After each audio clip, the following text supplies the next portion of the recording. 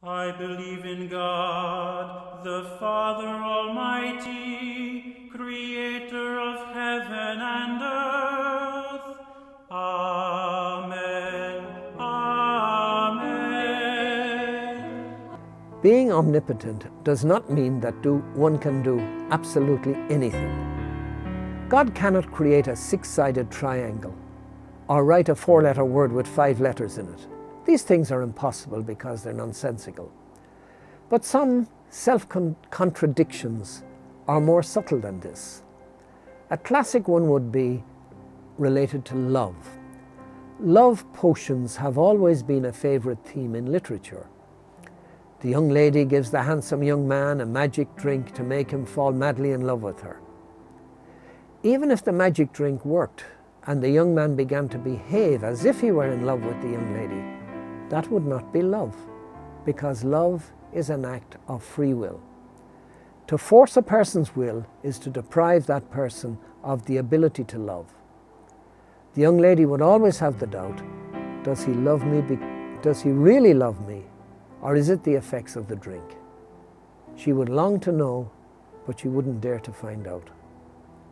There are things that God cannot do, because God could not do them and still be God. Some are very obvious. God cannot will evil or do evil. God cannot hate.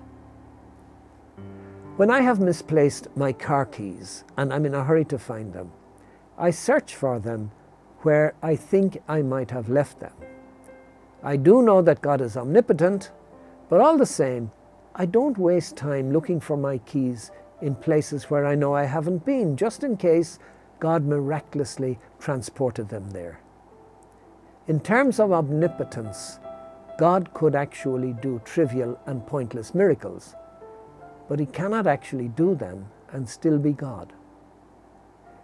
If I pray to be cured of a sinful habit such as addiction to drink or drugs, I know that God will answer my prayer in some way, because answering prayers is what God does. But I also know that he will not answer it by just flicking a switch somewhere in my head and making me all right in an instant. That would make me an object, not a subject. And I know from salvation history that God's greatest care is to avoid violating the freedom and the integrity of his creatures. Our relationship with God is deep, and at the bottom of everything that God does, there is not only love, but there is also reason. After all, God the Father can't love us any more than he loves God the Son. But when the incarnate Son walked on this earth, look at what he did for him and what he did not do.